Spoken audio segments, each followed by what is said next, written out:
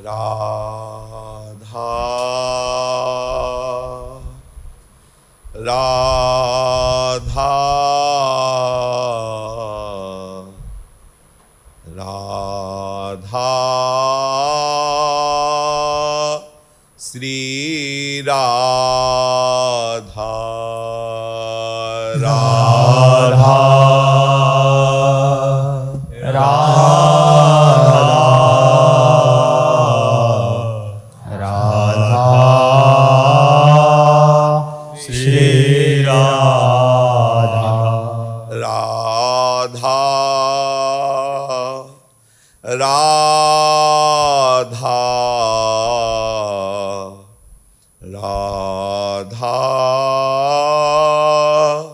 श्री राधा राधा राधा राधा श्री सच्चिदानंद रूपाय विश्वोत्पत्त्यादि Hathaway तापत्रय विनाशाय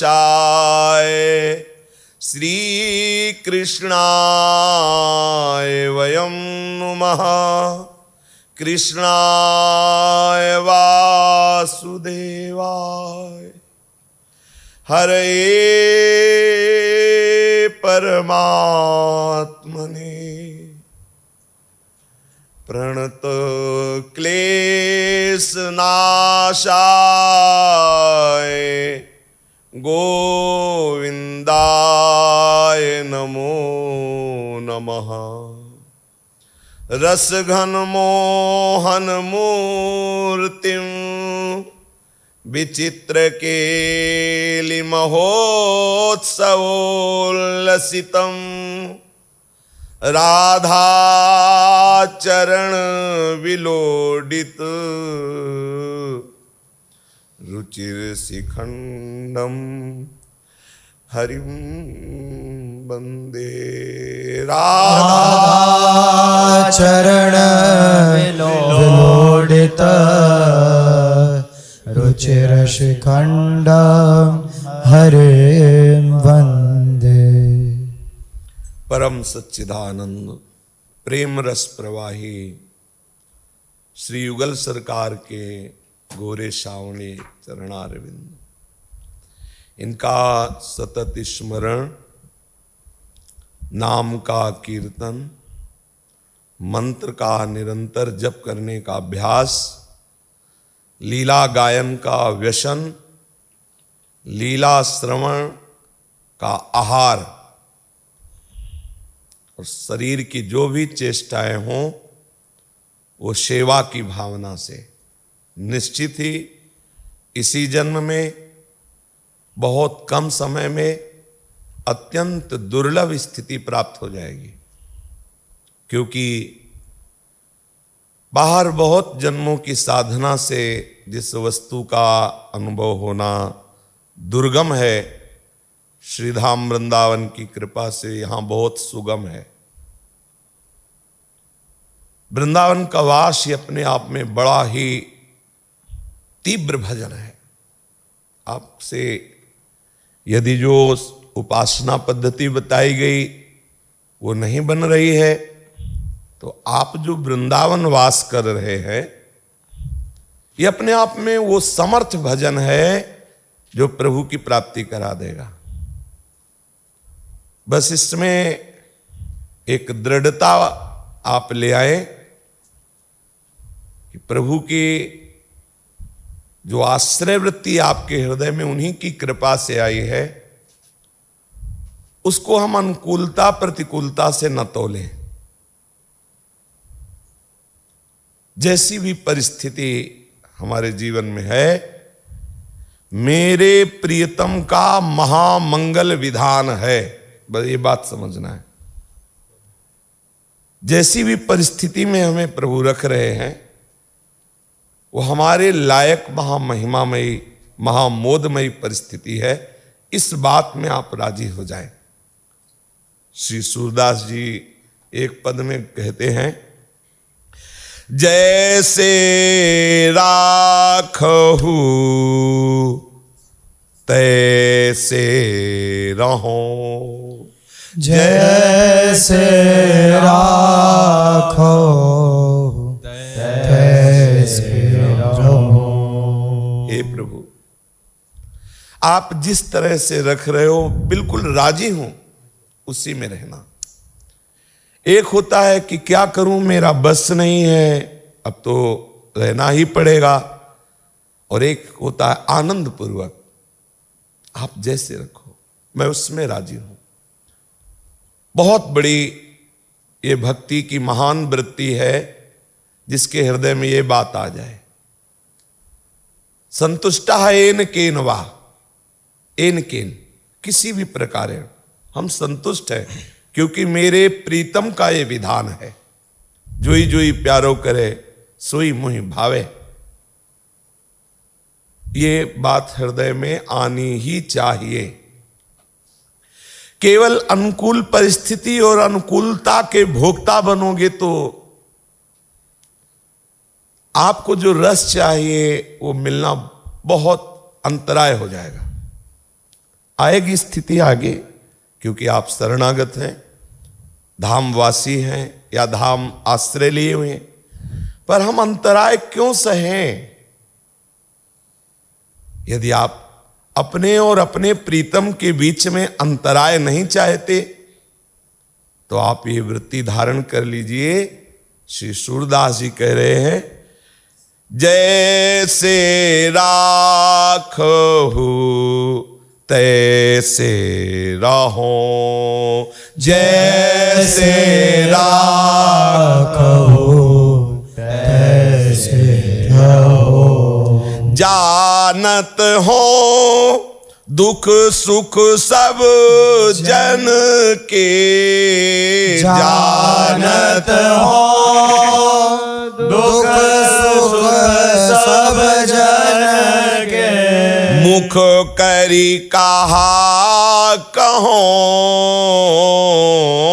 मुख करी कहो, जैसे राखहु तैसे रहो, जैसे राखो तैसे रहो। मैं अपने मुख से क्या कहूं प्रीतम, जो भी दुख सुख है वो आपका भेजा हुआ है ना, आपका भेजा हुआ है, इसलिए प्रसाद है, और जो प्रसाद है वो सर्व दुखा नाम हानिरस्योपजायते, प्रसादे सर्व दुखा नाम हानिरस्योपजायते, वो समस्त दुखों का नाश करने वाला है।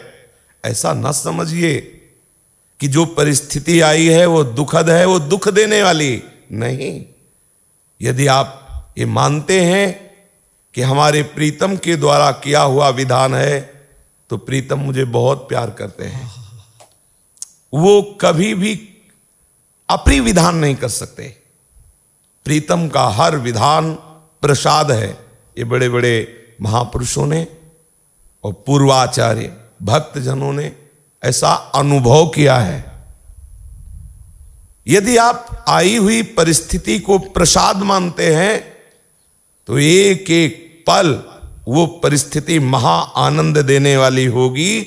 लोक दृष्टि से भले भयावह हो, लोक दृष्टि से भले दुखद हो, लोक दृष्टि से भले त्याज्य हो, लेकिन आपके हृदय में महामंगल महामोद प्रकट होगा।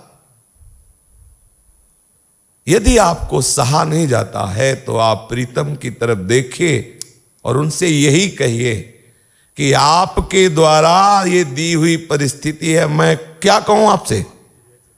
हाँ, इतना जरूर कह रहा हूं कि आप ऐसी स्थिति हृदय में दे दो कि आपका विस्मरण ना हो। आपके द्वारा भेजी हुई मंगल मोदमयी ये परिस्थिति है, ऐसा हमारे हृदय में भाव रहे और सतत आपके श्री चरणारविंद का चिंतन रहे। बस सच्ची मान लीजिए, महाघोर दुखद परिस्थिति भी प्रतिपल आपको आनंद समुद्र में डुबो देगी। ये मान लीजिए, आनंद समुद्र प्राण प्यारे प्रीतम का विधान आपके लिए आया ही है, महाआनंद देने के लिए। बाहरी भेष हो सकता है उस आनंद विधान का प्रतिकूल नजर आ रहा हो, भयावह नजर आ रहा हो, अपमानजनित नजर आ रहा हो, बड़ा दुर्गम नजर आ रहा हो, लेकिन वो महामोदमय है, ये हृदय में आप बैठा लीजिए। जैसी परिस्थिति हो उसमें राजी हो जाओ। कबहू का भोजन लहो कृपा निधि, कबहू का भूख सहो, कबहू का भोजन लहो कृपा निधि, कबहू का भूख सहो, कबहू का चढ़ो तुरंग महागज, कबहू का भार बहो, कबहू का चढ़ो तुरंग महागज, कबहू का भार बहो। जैसे राखो तैसे रहो, जैसे राखो तैसे रहो। कभी आपकी प्रसन्नता इस रूप में भी आती है, अच्छे अच्छे पदार्थ मिल रहे, अनुकूलता ही अनुकूलता, प्रणाम नमस्कार यश कीर्ति। तो कभी आपकी प्रसन्नता कई कई दिन उल्लंघन रूप लेकर भी आती, लंघन रूप। भूखा है, कई कई दिन हो गए, भोजन नहीं मिल रहा, जिधर जा रहा है उधर उसका उपहास तिरस्कार कर रहे हैं लोग, अत्यंत दयनीय स्थिति दिखाई दे रही है। पर जो भगवत प्रेमी उपासक है उसके लिए दोनों स्थिति हरि के द्वारा दी हुई है, इसलिए कोई फर्क नहीं पड़ता। कभी कभी हरि प्रसन्नता, बड़े सुंदर सुंदर वाहन, राज सिंहासनों में बैठना, जय जयकार होना, तो कभी कभी भार वाहन करते हुए दूसरे की चाकरी जैसा भी दिखाई दे रहा है। जैसे श्री जड़ भरत जी महाराज कभी पालकी जोत रहे हैं, कभी जहां बलि दी जा रही वहां लिए जा रहे, तो कभी कभी राजा लोग भी उनको प्रणाम करके आदर करते हैं, कभी सुंदर सुंदर भोजन पवाते हैं। ध्यान रखना इस विषय को। अनुकूलता पे प्रभु की कृपा है और प्रतिकूलता पे प्रभु की कृपा नहीं है, ऐसा कभी अनुभव मत करना। दोनों परिस्थिति हमारे लिए मंगल विधान करने वाले, हमारे प्रति अत्यंत प्यार लिए हुए मेरे लाडले ने दिया है। बड़े सुंदर सुंदर भोजन या कई दिन भोजन न मिलना, सुंदर सुंदर वाहनों पे चलना या दूसरे का भार वहन करना, दूसरे की चाकरी करना पड़े। प्रभु आप जैसे रखोगे मैं वैसे रहूंगा, जैसे रख रहे हो मैं वैसे रह रहा हूं, ज्यों ज्यों राखत हो त्यों त्यों रहियत है हो हरि। श्री स्वामी हरिदास जी महाराज कहते हैं। कमल नयन घन श्याम मनोहर, कमल नयन घन श्याम मनोहर, अनुचर भयो रहो, अनुचर भयो रहो, सूरदास प्रभु भक्त कृपा निधि, तुम्हारे चरण गहो। सूरदास प्रभु भक्त कृपा निधि, तुम्हारे चरण गहो। कमल नयन घन श्याम मनोहर, अनुचर भयो रहो। कमल नयन श्याम मनोहर अनुचर भयो रहो। सूरदास प्रभु भक्त कृपा निधि तुम्हारे ही चरण गहो। सूरदास प्रभु भक्त कृपा निधि तुम्हारे चरण गहो। जैसे राखहु तैसे रहो। जैसे राखहु तैसे रहो। हे कमल नयन, हे मनोहर, हे घनश्याम, बस इतनी कृपा कर दो कि आपका दासत्व कभी हृदय से ना हटे।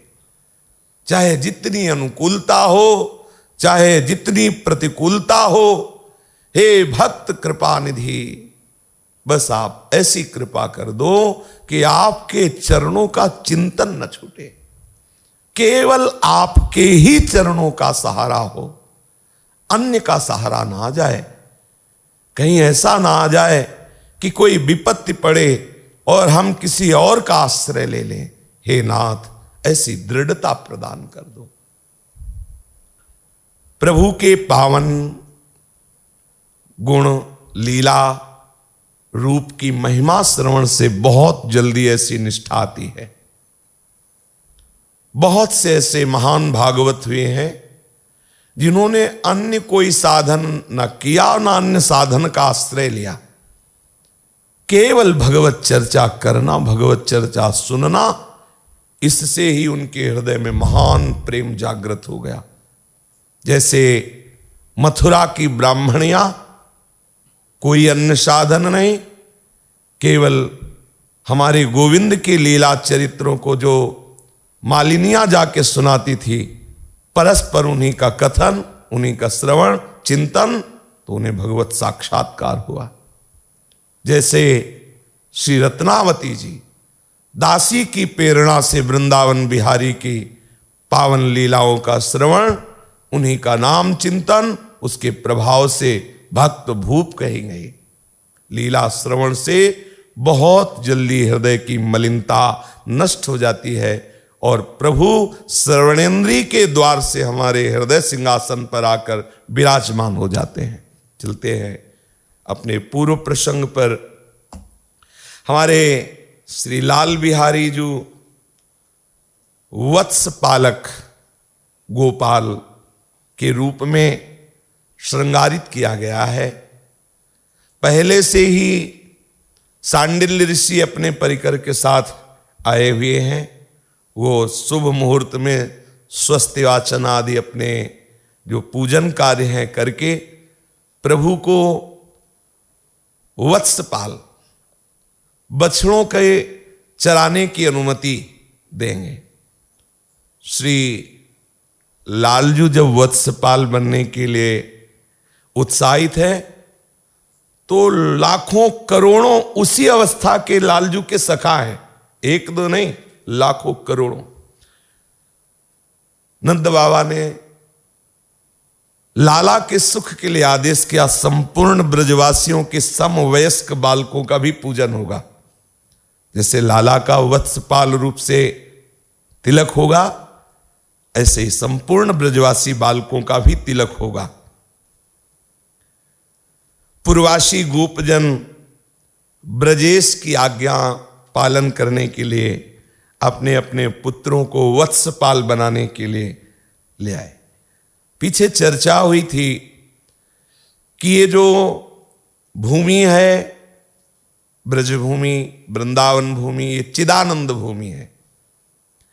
अगर 100 ब्रजवासी आंगन में बैठना है तो उतना ही बड़ा आंगन है, उतने में ही सुशोभित होगा। ऐसा नहीं लगेगा कि बहुत बड़ा है, केवल 100 बैठे हैं। वो आंगन उतने में ही पूरा सुशोभित होगा। और अगर 1,00,000 बैठने हैं तो आंगन उतना ही बड़ा होगा। ये चिदानंद भूमि है। संपूर्ण गोपजनों के 9 किशोर बालक सवांगन में पधारे। सांडिल्य ऋषि ने स्वस्तिवाचन आदि पुरुष सूक्त आदि करके पूजन किया। सबसे पहले यशोदा मैया और नंद बाबा ने बाल कृष्ण का रोचना तिलक किया, बलराम का तिलक किया। फिर जो ये लाखों ब्रजवासी बालक आए हुए हैं सबका तिलक हुआ। और आज सब बालकों को गोप वेश में श्रृंगार किया गया है। पाग है, कोई कदम्ब के पत्ते लगाए हैं, कोई अशोक के आगे की कोपल लगाए, कोई बट वृक्ष का पत्ता लगाए और हमारे लालजू मोर मुकुट लगाए हुए हैं। सोहत लाल लकुटी कर गाती, सोहत लाल लकुटी कर गाती।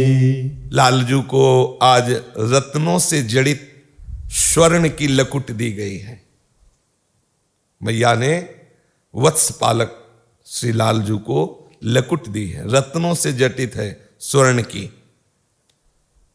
सूथन कटी चोलना अरुण रंग पीतांबर की गाती।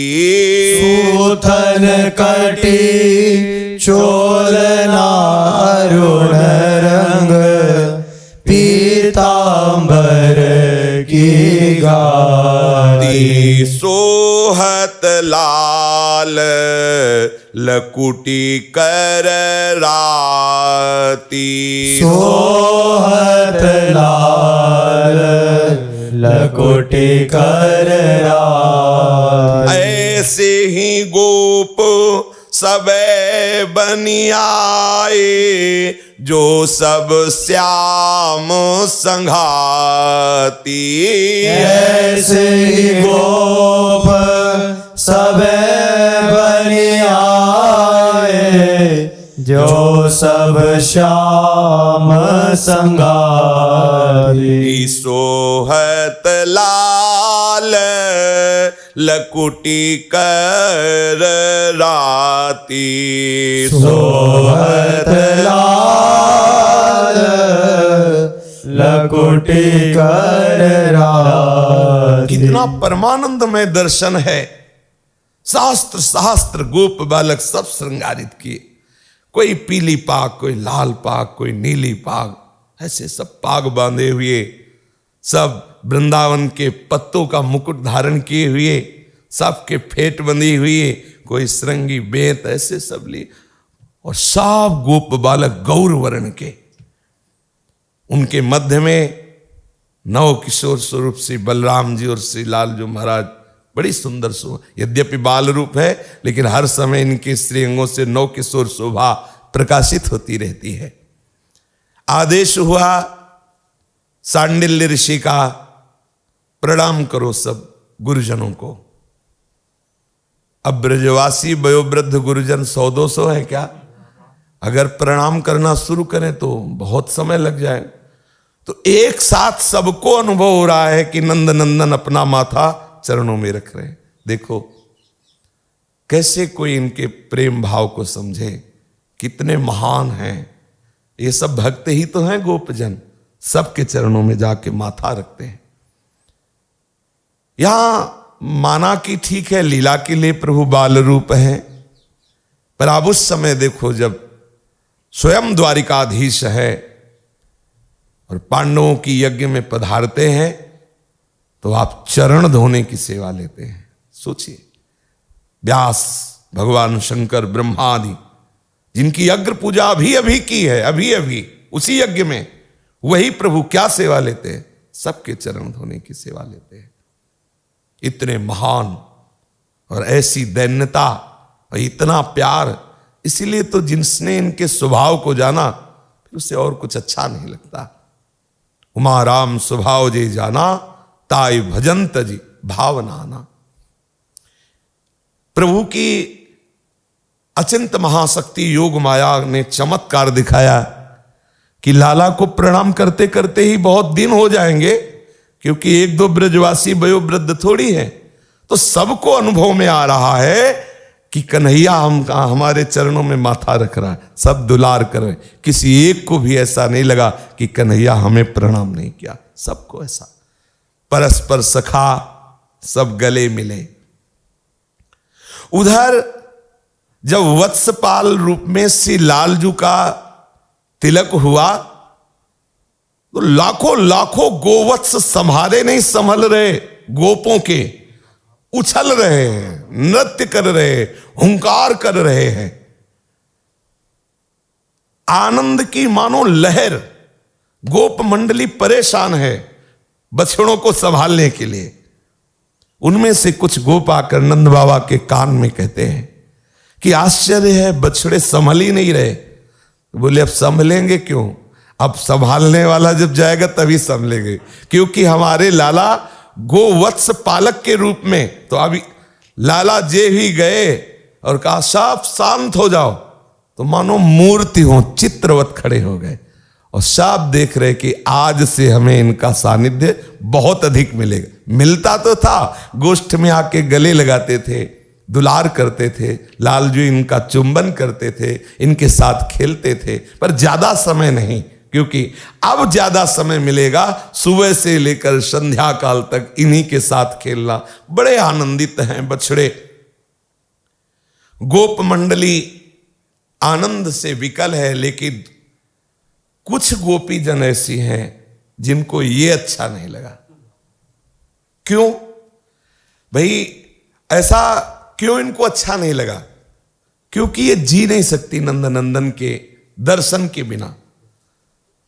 तो एक सखी कहती सब आनंदित हो रही, तू क्यों ग्रीवा झुकाए हुए उदास है?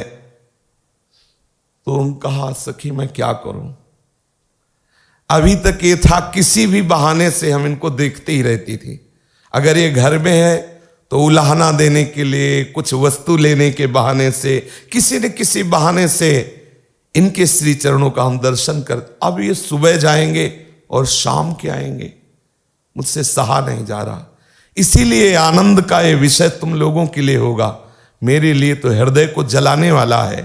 कहा कहती तू मोहिरी माई, कहा कहती तू मोहिरी माई, नंद नंदन मन हरि लियो मेरो, नंद नंदन मन हरि लियो मेरो। तब ते मोको कछु न सुहाई, तब ते मोको कछु न सुहाई। कहा कहती तू मोहिरी माई, कहा कहती तू मोहिरी माई। अब लो नहीं जानती मैं कोई, अब लो नहीं जानती मैं कोई।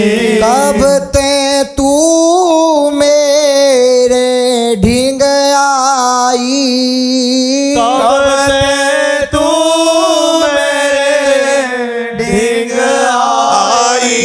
कहाँ गे है, कहाँ मातु पिता है, कहाँ सजन गुरुजन, कहाँ भाई।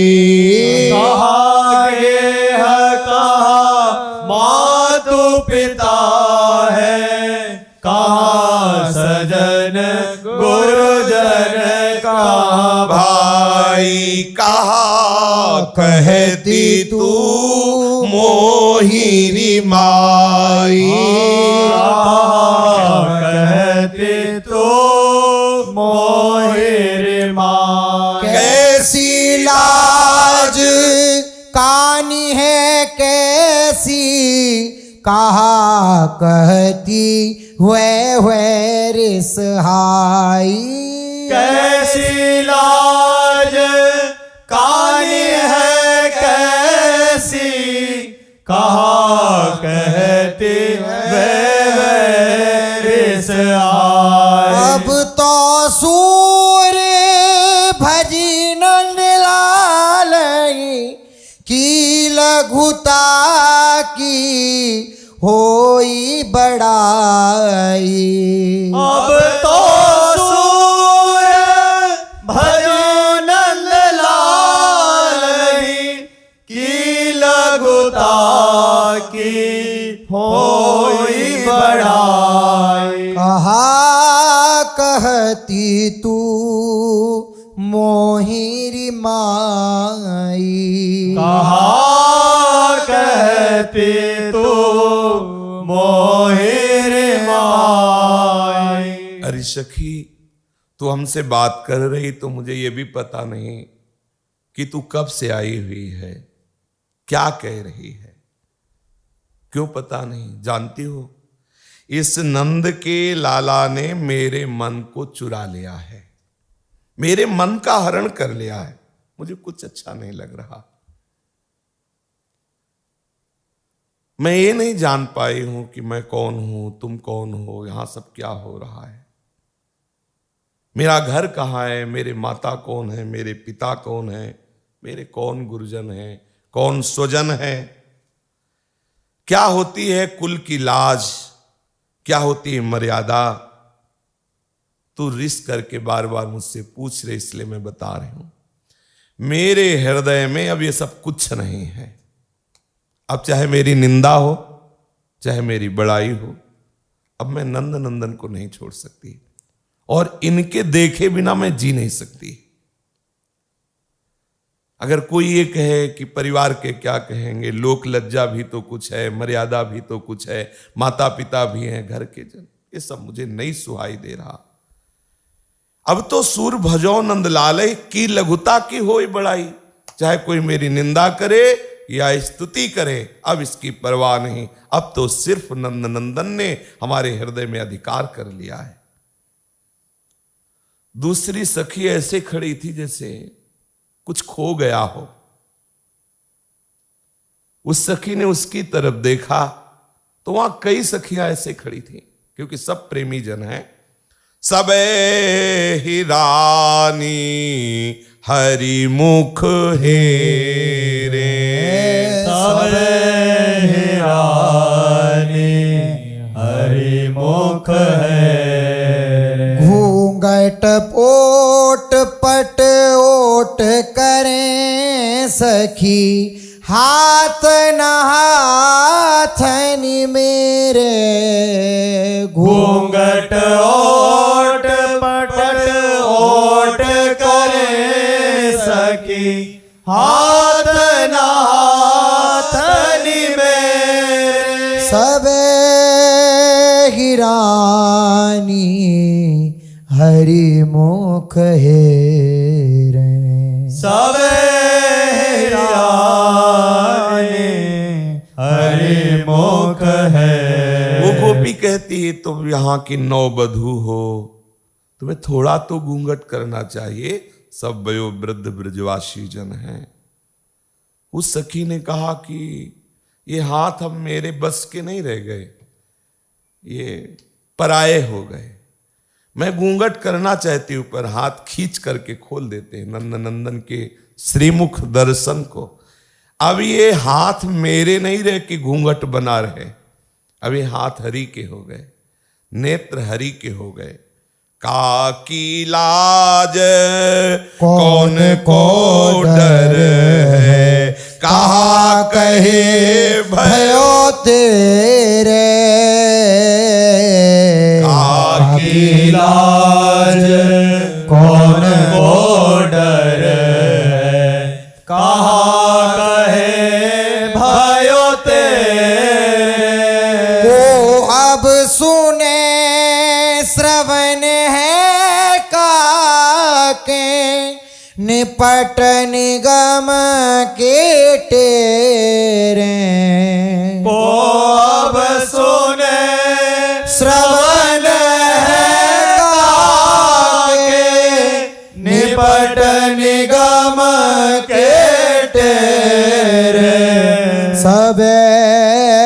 हिरानी हरि मुख हेरे सब हिरानी हरि मुख है। अब ऐसी स्थिति हो गई है कि हमें किसी की लाज नहीं, कोई संकोच नहीं, मुझे कोई डर नहीं है। मेरी श्रवणेंद्री मेरी बात नहीं सुन रही तो तुम्हारी क्या सुनेगी। अब वेद की भी बात सुनने के लिए कि शास्त्र ऐसा कहता है, धर्म ऐसा कहता है, पातिव्रत धर्म ऐसा कहता है, ये सब सुनने के लिए मेरे नेत्र तैयार नहीं। मेरी श्रवणेंद्री केवल हरि रूप सुनने के लिए तैयार है, क्योंकि नेत्र जहां लग गए वहां श्रवणेंद्री लग गई है। ये मेरे नेत्र मेरे बस में नहीं रहे। कैसे? बोले मेरे नैन न होने नैन की जो पे जानती फेरे मेरे नैन ना हो नैन की जो पहचानती है। सूरदास हरि चेरी कीनी मन मन सिज के चेरे सूरदास हरि चेरी कीनी मन मन सिज के चेरे सब हिरानी हरि मुख हेरे सब हिरानी हरि मुख हेरे। ये नैन अब मेरे कहे में नहीं रह गए, क्या करूं?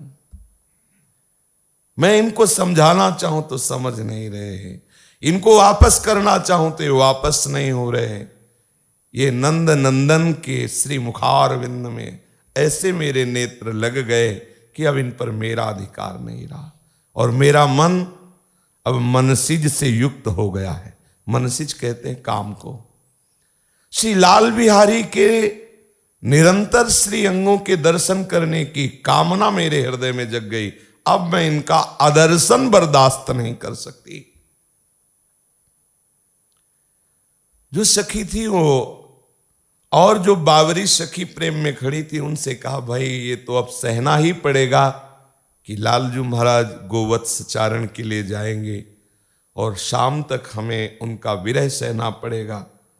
उन्होंने कहा कि ठीक है, आप समझा रही हो, मैं भी समझ रही हूं, लेकिन मेरे कहे में को नाही मेरे कहे को नाही। कहा कहो कछु कही नावे न कुहु ना डराही।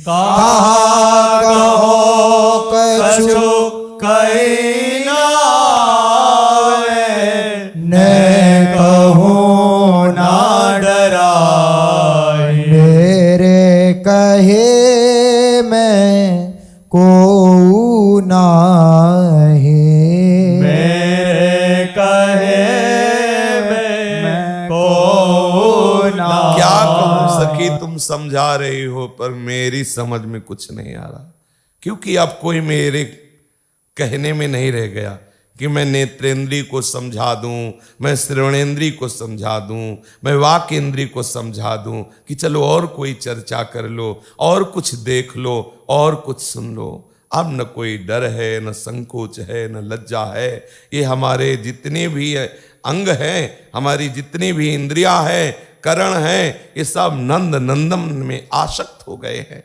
कैसे? नैन ये हरि दरस लोभी श्रवण शब्द रसाल।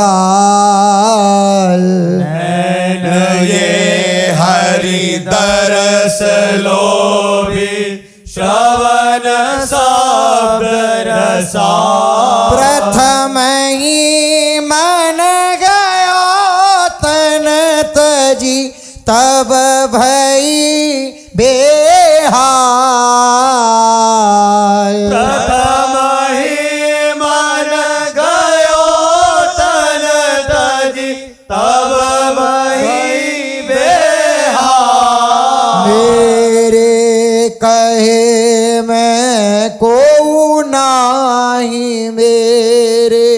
कहे मैं को नाही, मेरे कहे मैं को नाही। इंद्रियन पर भूप मन है, सबन लियो बुलाए। इंद्रियन पर भूप मन है, सबन लियो बुलाए। सूर प्रभु को मिले सब ये, मोही कर गए बाय।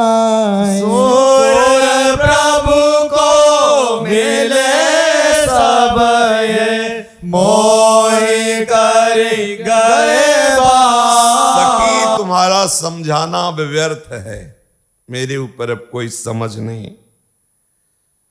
देखो सबका राजा मन है, इंद्रियों का, उसने इंद्रियों को अधीन कर लिया है। प्रत्येक इंद्री मन के अधीन हुई है।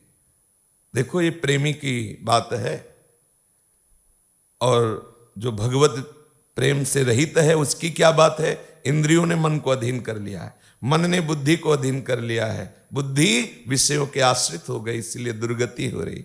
गोपीजन कह रहे हैं अब किसी की समझाने की प्रक्रिया से हम में कोई परिवर्तन होने वाला नहीं, क्योंकि इंद्रियन पर भूप मन है, सबने लियो बुलाई। इंद्रियों पर शासन है इस समय मन का, और मन ने समस्त इंद्रियों को अधीन कर लिया है, और मन नंद नंदन के रूप रंग में पूर्ण रूप से लीन हो गया है। इसलिए नेत्र, श्रवणेन्द्रिय, वाणी सब नंद नंदन की गुलाम हो गई है। चर्चा तो सिर्फ नंद नंदन की, सुनना तो सिर्फ नंद नंदन की बात, देखना तो सिर्फ नंद नंदन को, सोचना तो सिर्फ आहा। जो प्रभु कहते हैं ना, मत चित्ता मदगत प्राणा बोधयंता परस्परम, इस साक्षात इस श्लोक का मूर्तिमान स्वरूप गोपी है, जो कथयंति च माम नित्यम तुष्यंति च रमंति च। गोपी ने कहा सखी लालजू तो वत्स चारण के लिए जाएंगे ही, एक उपाय है हम बिरहियों के लिए, कि हम सब जहां लालजी वत्स चारण के लिए नगर से बाहर हुए तो हम सब एक जगह बैठ जाएंगे, और इन्होंने जो अभी तक लीलाएं की है, जो पोशाक धारण की है, जो जो इनकी लीला रूप माधुरी है, वो सब हम गायन करेंगे और शाम तक वही सुनेंगे। और शाम के जब फिर आ जाएंगे तो इनके भर नेत्र, जो हमारे नेत्र प्यासे, भर नेत्र इनकी रूप माधुरी का पान करेंगे। श्री लालजू महाराज बहुत से बछड़े हैं और बहुत से सखा है साथ में। श्री महामहिमा में वृंदावन में अद्भुत अद्भुत बाल लीला करके गोवत्स चारण कर रहे हैं। एवं ब्रजौकसाम प्रीतिम यच्छन्तो बाल चेष्टितैः कलवाक्यैः स्वकालेनो वत्सपालो बभूवतुः वृंदावनम गोवर्धनम यमुना पुलिनानि च वीक्षयासीदुत्तमा प्रीति राम माधवयोर्नृप। श्री लालजू महाराज श्री वृंदावन गोवर्धन के दर्शन से उत्तम प्रीति को प्राप्त हुए। ये बड़े आश्चर्य की बात है। वीक्षसीदुत्तमा प्रीति राम माधवयोर नृप, वृंदावन के दर्शन से, गिरिराज गोवर्धन के दर्शन से प्रभु के हृदय में उत्तम प्रीति का उदय हो रहा। अपने लोग तो जीव हैं, जीव। कैसी महिमा वृंदावन की है। दर्शन मात्र से प्रभु के हृदय में उत्तम प्रीति का उदय। ऐसे ही जिन महापुरुषों ने वृंदावन रज का सेवन किया और वृंदावन की महिमा गाई, तो इसीलिए वो कह रहे हैं कि वृंदावन के बाहर हमें कृष्ण भक्ति में उन्मत्त होके नहीं रहना। वृंदावन में भले आज हम भी सही हैं, लेकिन वृंदावन की जिस क्षण कृपा होगी तो ऐसा महाप्रेम प्रकट होगा जो बड़े बड़े योगिंद्रों मुनिंद्रों के हृदय में भी नहीं है। उत्तम प्रीति का उदय हुआ। श्री लालजू महाराज अपने जो ब्रजवासी सखा हैं बालकों को आनंद देते हुए बछड़े चरा रहे। वहां तो प्रतिबंध भी था, मैया रोहिणी जी और बाबा नजर रखते थे। अब तो खुली छूट है सखाओं के साथ।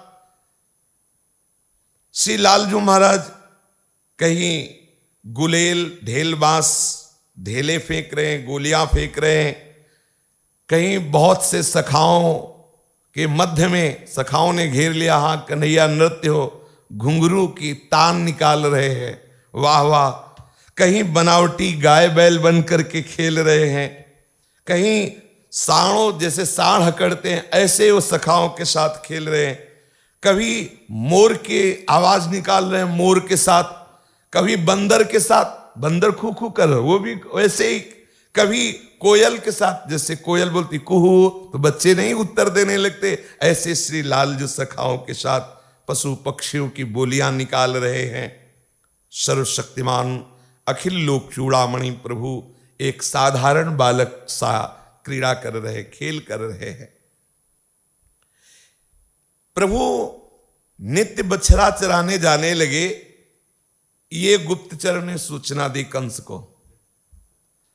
गुप्तचर ने जाके कहा महाराज बहुत मंगलमयी सूचना लाया हूं। अभी तक अवसर नहीं मिल रहा था कि आपको बताऊं कि कैसे नंद नंदन का अहित किया जा सके, क्योंकि प्रायः वो घेरे में रहते थे और घेरे में किसी को भेजना उचित लगा नहीं, क्योंकि जो जो भी गया वो राधे श्याम हो गया। महाराज अब सूचना ये है कि आपके हृदय की जलन शांत होने का अवसर है। बहुत जलता रहता था कंस। क्या सूचना लाए हो? आप जो देवी की बात सत्य मान करके जल रहे थे ना कि तुम्हारा मारने वाला कहीं प्रकट हो गया है, तो आप जान भी चुके हैं कि बहुत ही कम समय में 6वें दिन में पूतना जैसी बलवान को मार दिया, तृणावर्त को मार दिया, सक्टासुर को मार दिया। इससे यह तो पक्का हो गया कि और कोई नहीं, वही है जिसे देवी ने संकेत किया है। महाराज मृत्यु की गोद में सुलाने का बहुत बढ़िया अवसर है। वो सखाओं के साथ बछड़ा चराने के लिए अब वन में आने लगा है। कोई रक्षक गोप नहीं, वही उसकी सम अवस्था के सखा हैं और छोटे छोटे बछड़े हैं। अब आपका जो संकल्प था कि उसको मृत्यु की सैया में सुला दिया जाए, बहुत बढ़िया समय है। वो विचार करने लगा कि समय तो बढ़िया तुमने बताया, लेकिन भेजें तो किसको भेजें? ऐसा कौन बलवान है? हंत छलनप्युत्तर मुत्तरमतिरिक्तम युक्तमेव तु प्रयुक्तवन्तः तथापि कदर्थिति भूय व्यर्थी भूताः। मैंने बहुत छल किए उस बालक के साथ, लेकिन हर छल प्रयोग व्यर्थ गया, परिणाम कुछ निकला नहीं। सभी हमारी सिद्धियां तुच्छ प्रतीत हुई। क्या किया जाए? गुप्तचर ने पुनः वंदना की और कहा महाराज ये जो नील सुंदर कृष्ण है वत्सचारण के लिए आता है, इसके लिए एक उपाय आपके पास महाबली वत्सासुर है, और वत्सासुर इतना बलवान है कि उसे नंद नंदन नहीं मार सकते। कोई ऐसा देवलोक में भी नहीं कि उसके सामने खड़ा हो सके। और वत्स पर बहुत प्यार करते हैं नंद नंदन, बछड़े पर। वो बछड़े का रूप धारण कर बछड़ों के बीच में मिल जाए और अवसर पाते ही नंद नंदन को मार डाले। कंस के हृदय में बहुत आनंद हुआ कि मानो नंद नंदन का काम हो गया। अब तो बहुत आनंद हुआ। गुप्तचर के ऐसी सलाह देने पर अंगरक्षक सेवक को आज्ञा मिली, अकार्यताम पुरतः सा वत्सासुरः। तत्काल वत्सासुर को पेश किया जाए। कंस की आज्ञा होते ही वत्सासुर सामने हाथ जोड़ करके प्रणाम मुद्रा में खड़ा हो गया। कंस बहुत प्यार से कहा, वत्स वत्सासुर गच्छ नंदस्य ब्रजम गत्वा च वत्साश्चार्यतः कुमारयत् तत्कुमारस्य सदेशमासाद्य निजम वत्सवेशमुत्पाद्य तस्यापकारमारभवस्स। तुम जाओ, कुमारों के साथ वो नंद का कुमार खेल रहा है, बछड़ा रूप बन करके उसको मार डालो। वत्सासुर जो हाथ जोड़े खड़ा था, घात करने में बड़ा प्रवीण है, विचार किया कि दैत्यों का मैं बहुत समय से अधिपति रहा हूं, कंस की आज्ञा पालन करके मैं माया के द्वारा वत्स रूप धारण करूंगा और बछड़ों में मिलकर नंद नंदन को निश्चित मार दूंगा। वत्सासुर वहां से आया और बड़ा ही मनोहर बछड़ा बना, बछड़ों के साथ मिल गया।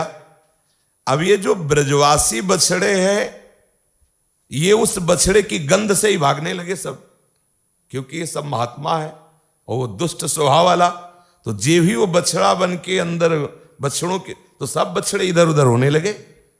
ऐसे सूंघ, जैसे पशु है ना, ये मित्रता सूंघ के ही करते हैं, आपस में से सूंघते हैं, उनको अनुकूल पड़ता है तो अगर प्रतिकूल हुआ तो पूंछ उठा के भाग पड़ते हैं। ऐसे ही सब बछड़े भागने लगे। बलराम जी ने दृष्टि देखी तो बड़ा क्रूर दृष्टि उस बछड़े की, और वो धीरे धीरे श्री कृष्ण की तरफ बढ़ रहा है बछड़ा। वत्सासुर के अंग से जो गंध आ रही थी, उनसे वहां भय का संचार हो रहा था पूरी वत्स मंडली में, और यहां तक कि नजदीक वाले जो बछड़े थे वो मलमूत्र का त्याग करने लगे, क्योंकि इतना भय उत्पन्न कर रहा था। श्री कृष्णचंद्र जी की दृष्टि गई, बृहद भ्राता, बड़े भैया दाऊ दादा, ये क्या, हमारे बछड़ों को ऐसी परेशानी कैसे हो रही? ये प्रातःकालीन नवीन बछड़ा अंदर बछड़ों के बीच में आया। प्रातर नायातः परिचीयते वा कोय मुपतोयम प्रीतियते वत्सः। ये जितने बछड़े हैं सब इसे अप्रिय भाव से देख रहे हैं। ये नया बछड़ा है, तुम पहचानते हो क्या? बलराम जी ने देखा और प्रभु से कहा कि नहीं नहीं, मैं इसे नहीं जानता। भ्रातर, नहीं नहीं नहीं नहीं, इसे तो मैंने कभी देखा ही नहीं, मैं इसे नहीं जानता। श्री कृष्णचंद्र धीरे से अपना एक हाथ बलराम जी के कंधे पे रखा और निरूप्यताम, ठीक से देखो कौन है। बलराम जी ने अपनी दृष्टि से देखा, अभी तक दाऊ दादा की दृष्टि से देख रहे थे, अब शेष दृष्टि से देखा। भीषण प्रकृति प्रतीयते, भैया ये तो बहुत ही दुष्ट स्वभाव का महाबलवान वत्सासुर है। भीषण प्रकृति, बहुत कठोर दुष्ट प्रकृति वाला ये है। पूर्वजम पूर्वदेवोयम, दाऊ भैया अदेव, ये तो राक्षस है। बलराम जी ने इशारा किया, हाँ सत्यम, यस्मादस्मासु वत्सेसु चाकस्माद दृष्टिजा दृष्टिरस्य दृश्यते। ठीक ठीक, आप बिल्कुल ठीक पहचान रहे हो, ये गोवत्सों पर अकस्मात क्रूर दृष्टि करने वाला ये राक्षस ही है। बलराम जी ने नंद नंदन की तरफ देख करके इशारा किया। प्रभु की दृष्टि रोष युक्त होती जा रही है। अग्रज के कान में धीरे से कहा, यदि भवदादिष्टम स्यात् तरहेतम दृष्टांत मासादयामि। आपकी आज्ञा हो तो इससे खेल करें हम। बलराम जी से नजदीक कान में जाकर लाला ने कहा कि दाऊ भैया, जब पहचान ही लिया गया है तो आगे किसी सखा को या किसी बछड़े को कष्ट दे, इससे पहले हम इसका काम तमाम कर दें। आज्ञा हो तो इससे खेल शुरू करे। अपने अनुज को इशारे में अनुमति दे दे। हाँ ठीक है, गोरे बलराम जी और सांवरे लालजू। पर सावधान, सच्छलमेतम सच्छलमेव मंदम मंद मभयस्व कंदम।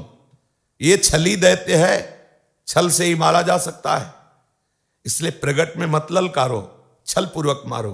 बलराम जी ने धीरे से इशारा किया तो प्रभु अन्य बछड़ों से ऐसे खेलते हुए जा रहे हैं कि वो छल से बना हुआ बछड़ा जो वत्सासुर है, उसको लग रहा कि मुझे कोई जान नहीं रहा, खेलते खेलते बछड़ों के साथ ही हमारे समीप आ गए, हमारा लक्ष्य तो हमारे समीप आ। वो समझ रहा है कि हम बड़े चतुर, ठाकुर जी चतुराई से नजदीक पहुंच रहे हैं। श्री कृष्णचंद्र जी ने देखा कि तो महान बलवान दैत्य वत्स का रूप धारण किए हुए, तो थोड़ी देर विचार मगन हुए कि गाय बछड़ा ये सब पूज्य हैं और बछड़े को मारना, पर अब नहीं मारेंगे तो हमारे सखाओं का और बछड़ों का अहित कर देगा। तम वत्स रूपिणम वीक्ष वत्सयूथ गतम हरि दर्शयन बलदेवाय शनैर्मुग्धो इवा सदयत। वत्सासुर को लगा कि ये हम पर मोहित होकर हमारे नजदीक आ रहे हैं। इतना सुंदर रूप कि बछड़ों से खेलते हुए मुझे अच्छा बछड़ा समझकर नजदीक आ रहे हैं।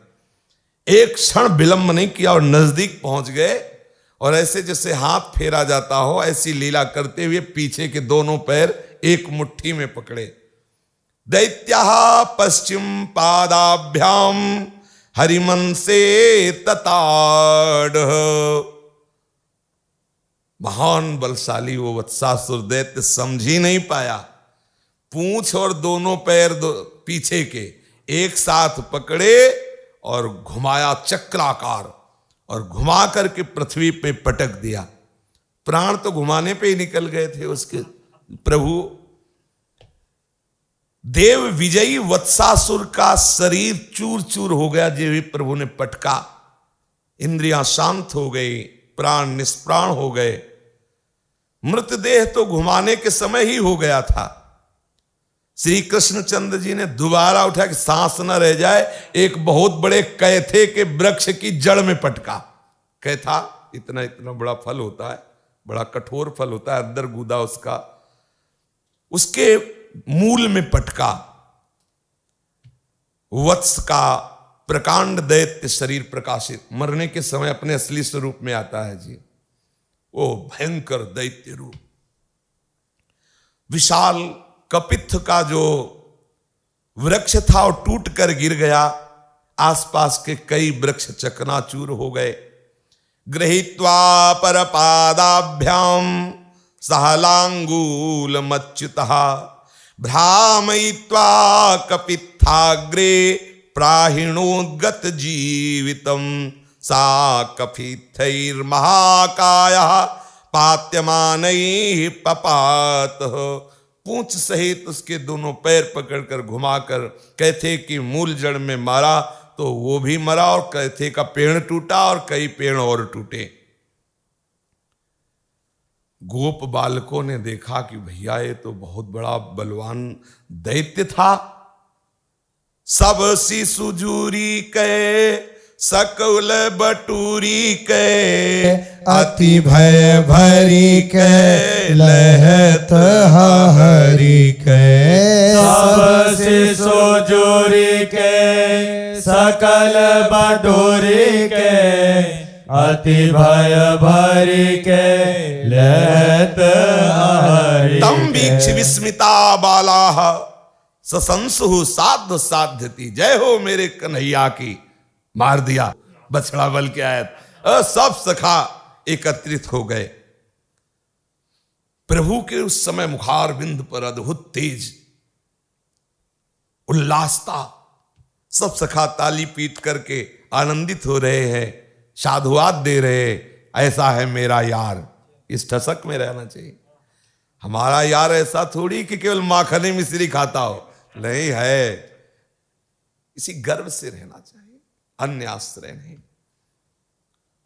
भयो अचंभो देखी के चकित भये ब्रज बाल, या खलते रक्षा करी, धन्य धन्य गोपाल। भयो अचंभो देखी के चकित भये ब्रजबाल, या खल पे रक्षा करी, धन्य धन्य गोपाल। इधर सखाजन साधुवाद दे रहे, उधर आकाश में विमानों पर आकर के देवता लोग सुमन वृष्टि, देवास्य परिसंतुष्टा बभूवु पुष्प वर्षिणा। बहुत से देवता विमानों पे आकर प्रभु श्री लालजू पर पुष्पों की वर्षा कर रहे हैं। गोप शिशुओं ने तो नहीं, देव समुदाय ने देखा। तद दैत्यस्य महज्योति ही कृष्ण लीलम बभूवः। सखाओं ने तो ये नहीं देख पाया, लेकिन जो देवता और महर्षि जन उन्होंने देखा, वत्सासुर के शरीर से एक ज्योति प्रकट हुई जो उसका स्वरूप है, और वो प्रभु श्री कृष्ण में लीन हो गया, क्योंकि सबकी परम गति श्री कृष्ण है। वत्स दैत्य को योगींद्र मुनिंद्र दुर्लभ गति देकर श्री कृष्णचंद्र जी अपने सखाओं से कहा, अरे वो दुष्ट था तो मर गया, चलो खेलते हैं। फिर विविध प्रकार की बाल क्रीडाएं। जब संध्या का समय आया तो प्रभु ने समस्त सखाओं से निवेदन किया कि ये बात यहीं रह जाए, किसी भी ब्रजवासी को, मैया को, किसी को पता न चले कि हमने बछड़ा मारा है, क्योंकि सब ये सब कोई थोड़ी जानेगा वत्सासुर है, बछड़ा मारा है। अच्छा, जब हम बहुत विश्वास दिलाएंगे कि वो दैत्य है तो कल से आना बंद हो जाएगा, क्योंकि मैया और बाबा जब सुनेंगे कि कोई दैत्य वहां जंगल में, ना भैया कल से बछड़े चराना बंद। इसलिए दोनों तरह में हानि है। सब सखा चुप, यहां की बात यही एकदम गुप्त। सबने कहा चिंता मत करो, सांस नहीं लेंगे। सब सखा जन गए घर में आनंद पूर्वक। पुनः रात्रि जब व्यतीत हुई, प्रातः काल आया, शैया से उठते ही मैया लाला का स्नान कराती, प्रातः कृत्य दिनचर्या की जो है पूरी क्रिया करती है। फिर सुंदर सुंदर वस्त्र धारण कराती है, नित्य नवीन पोशाक, और प्रातःकालीन कलेवा श्री लालजू को पवाती है। बस लालजू को फिर त्वरा होती शीघ्र वत्स चराने के लिए। असंख्य गोवत्स, शास्त्रों गोप शिशु की समाज, और बस बंसी बजाते हुए चल दिए। बंसी ध्वनि सुनते ही समस्त गोपी जन भाग के आ जाती। लालजू जा रहे हैं वन में गौचारण के लिए, वत्सचारण के लिए जा, सब पंक्ति बंध गोपियां ऐसे खड़ी हो जाती और नेत्र भर भर करके लालजू की रूप माधुरी का पान करती। बड़ा सुंदर नटवर वेश। इसी वेश में तो बिक गए सुखदेव जी।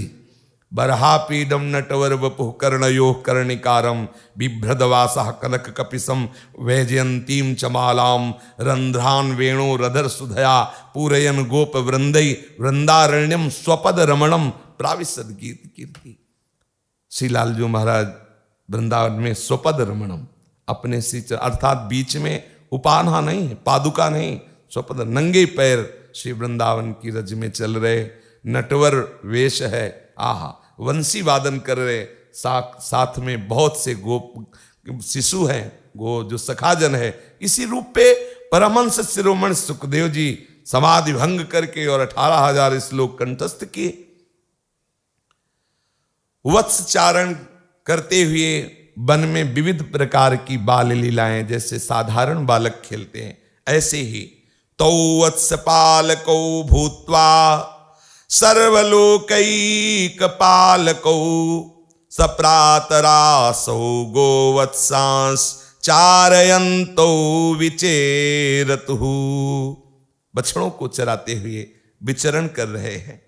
वत्सासुर के वध की बात केवल निज सखाजन जानते और कोई नहीं, ना कोई गोप, ना कोई मैया वगैरह, क्योंकि पहले ही सलाह हो चुकी थी। श्री कृष्णचंद्र जी ने पहले ही संगोष्ठी कर ली थी।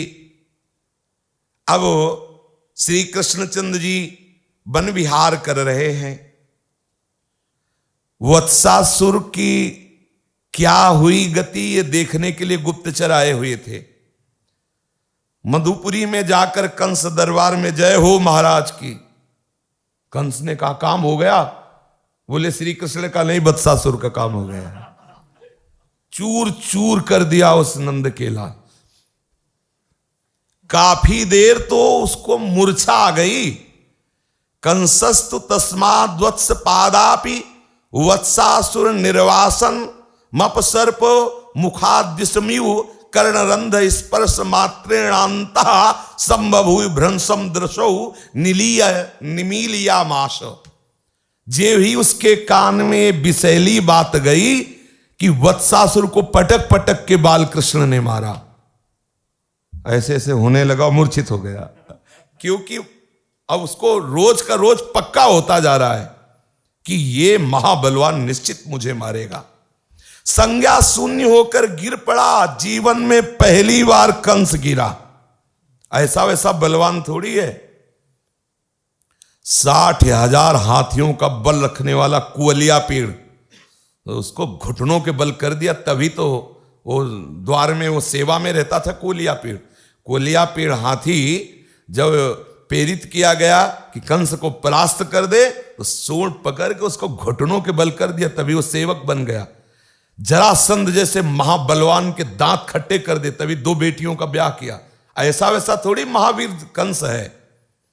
जैसे चलत दसानन डोलत अवली, ऐसे ही है इसका स्वरूप। पर इस अवतार में एक नहीं है, क्योंकि जो वहां रावण कुंभकर्ण बनते हो तो शिशुपाल दंतवक्र के रूप में एक से भौमासुर कितनी कन्याओं को तो बंद किए हुए था। और ये जरासंध 20,000 राजाओं के भैरों में बलि देने के लिए बंद, बकरा 20,000 राजाओं। ऐसे वैसे थोड़ी थे। कृष्णावतार में बहुत महान बड़े बड़े दैत्यों का विनाश किया प्रभु ने। कंस को मूर्छा गई। सेवक जन ठंडा जल लेके दौड़े, मुख में डाला, वैद्य उपचार कर रहे, तब थोड़ा बाह्य ज्ञान हुआ। तेन दशमी मिव दशाम प्रापितः स तु मंत्री भी कथम चिद वही रवधादिपितः। मंत्रियों ने कहा खेद कर मत करो महाराज, आपकी सभा में तो एक से एक वीर है। हंत संभाविता दंभान्विता बहवा प्रस्थापिता न तु तैर्भद्रम किंचिद संचितम। एक से एक वीर छद्म वेश रखने वाले हैं, आप निश्चित चिंता मत करो। माना कि इतने बार आपने दैत्यों को भेजा, तो हर बार हार ही थोड़ी आएगी। जुआरी इसी में सब कुछ खो देता है। शायद ये दांव देव केवलम वकमत्र बल मोवलंबा महे यतस्तज्जातवेव दम्भ संभाला गंभीरायन्ते। आपका एक महान मित्र है जिसका नाम है बकासुर, जो पूतना का भैया है। वो तो ऐसे लील जाएगा कृष्ण को, ऐसे चिंता क्यों करते हो? फिर उसको मूर्छा जगी, हाँ है तो बकासुर। कंस को याद आया बकासुर के बल का, क्योंकि वो था ऐसा। आम आम मम सुहृतमा सा एव केवलस्तत्र प्रस्थापनाय स्थाप्यताम। हाँ हाँ याद आया, बहुत ठीक। मेरे सुहृतम सबसे प्यारे बकासुर को बुलाओ। बकासुर पूतना का भाई है, और कंस और बकासुर का भीषण द्वंद्व युद्ध हुआ था।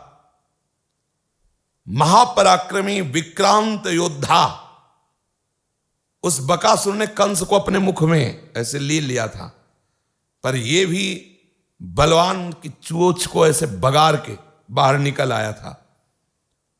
जब देखा कि थोड़ा शिथिल हो रहा है बकासुर, तो पूतना कूद पड़ी थी और ललकारा, मेरे से युद्ध कर। ओ कंस ने कहा, स्त्रिया सार्धम हम युद्धम न करोमि कदाचन। बकासुरास्यान में भ्राता तुम च में भगनी भव।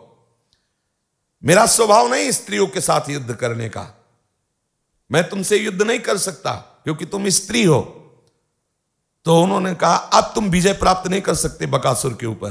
बोले कोई बात नहीं, शर्त हमारी एक मान लो कि तुम मेरी प्रिय बनो और बकासुर भी मेरे प्रिय सेवक बने, तुम्हारे भैया बहन दोनों को हम अपना मित्र बना लेते हैं। पूतना ने कहा जब बुलाओगे तो हम तुम्हारे काम आ जाएंगे। बकासुर ने कहा जब स्मृति करोगे तब। तो पूतना का तो बहुत बढ़िया काम हो गया, लालजू ने उसे यशोदा मैया की गति दी। कंस को याद आया सौहार्द बकासुर का, तुरंत स्मरण किया। तो जैसे भगवत स्मरण से प्रभु प्रकट हो जाते, ऐसे दैत्य भी है, मायावी है। बक का वाहन हुआ सभा में, सबने देखा महाबलवान बकासुर उपस्थित हुआ। जैसे क्षीर समुद्र की उच्छलित तरंगे ऐसे उसके पंख हो रहे थे, विशाल बकासुर। बड़ा आनंद आया कंस को कि अब की तो बचेगा नहीं, क्योंकि ये लील जाएगा।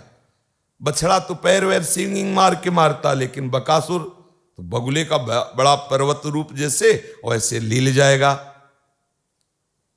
लेकिन उसको क्या पता कि ऐसे बकासुरों को एक क्षण में, हाँ, काल के भी महाकाल श्री कृष्ण है। कंस ने कहा कि एक नवीन जलधर की कांति वाला नवगोप शिशु नंद नंदन जिसका नाम है, वो हमारी चिंता का विषय बन गया है, और तुम्हारी बहन पूतना का वध करने वाला भी वही है। तृणावर, सक्टासुर, वत्सासुर, इन सबको मार डाला है। हमारी इच्छा है कि तुम हमारी मित्रता का निर्वाह करो और तुम जाकर उससे निश्चिंत रहो, निश्चिंत। जाते ही एक ही झटके में लील जाएंगे, आपको सूचना मिलेगी, खत्म खेल। कंस को बड़ी शीतलता हुई और ये वृंदावन की तरफ आ रहा है। आने दो, कल देख लेंगे इसको भी। श्री राधा वल्लभ लाल की जय। जय श्यामा जय जय श्याम। जय जय श्री वृंदावन धाम। जय जय श्यामा जय जय श्याम। जय जय श्री वृंदावन धाम। पावन राधे तेरो नाम, पावन राधे तेरो नाम। पावन राधे तेरो नाम। पावन राधे तेरो नाम। पावन श्री वृंदावन धाम। पावन श्री वृंदावन धाम। जय जय श्यामा जय जय श्याम। जय जय श्री वृंदावन धाम। जय श्याम श्यामा जय जय श्री वृंदावन धाम। मेरी श्यामा मेरो श्याम। मेरी श्यामा मेरो श्याम। मेरी